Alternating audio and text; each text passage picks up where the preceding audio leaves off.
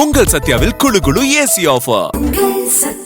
தன்னை சட்டமன்ற உறுப்பினராக தேர்ந்தெடுத்தால் அனைத்து தரப்பு மக்களின் கோரிக்கைகளையும் நிறைவேற்றி தருவேன் என கடலூர் தொகுதி காங்கிரஸ் வேட்பாளர் சந்திரசேகர் தெரிவித்துள்ளார்.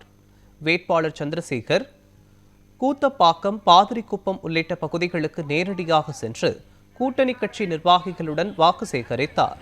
தொடர்ந்து கங்கனாங்குப்பம் பகுதியில் உள்ள ஆலயத்திற்கு சென்று வாக்கு சேகரிப்பில் ஈடுபட்டார்.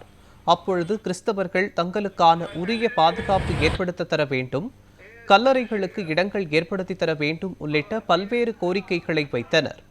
அப்போது பேசிய வேட்பாளர் சந்திரசேகர், காங்கிரஸ் கட்சிக்கு எவ்வித மதமும் கிடையாது, அனைத்து தரப்பினர் கோரிக்கைகளும் நிறைவேற்றி தருவேன் என உறுதியளித்தார்.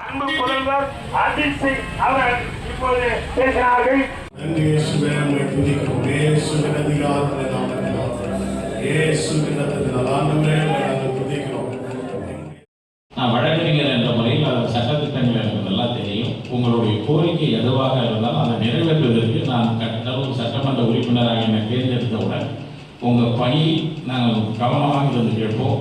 அதனால் அது மீண்டும் சொல்கிறேன், காங்கிரஸுக்கு மதம் இல்லாத ஒரு எந்த மதமும் கிடையாது, எல்லா மதமும் சம்மதம் என்று கொள்கையுடைய இயக்கம் தான். அதாவது அன்னை சோனியா காந்தி அவர்களே கிறிஸ்தவ மதத்தை சேர்ந்தவர்கள்.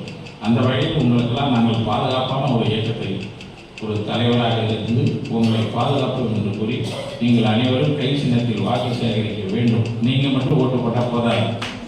நான் அந்த இருக்கின்ற இன்றைக்கி அதுதான் நான் எல்லா இடத்துலையும் பேசிக்கிட்டு இருக்கிற ஒரு செய்தி என்னென்னா, இன்றைக்கு ரெட்டல் என்ற ஒரு சின்னம் இன்றைக்கு ஆர்எஸ்எஸ்னுடைய முகமுடியாக வந்து கொண்டு இருக்கிறது. ஆர்எஸ்எஸ் இயக்கம்னா அது நிறுத்துறது. இன்றைக்கி ஆர்எஸ்எஸ் பிஜேபியினுடைய முகமுடியாக ரெட்டலை வந்து கொண்டு இருக்கிறது. அந்த ரெட்டலை சின்னத்தில் இன்றைக்கு நம்ம வாக்களித்தால் அது நமக்கு செய்த துரோகம், இந்த தமிழ் மண்ணுக்கு செய்கிற துரோகம், தமிழ் நாட்டு மக்கள்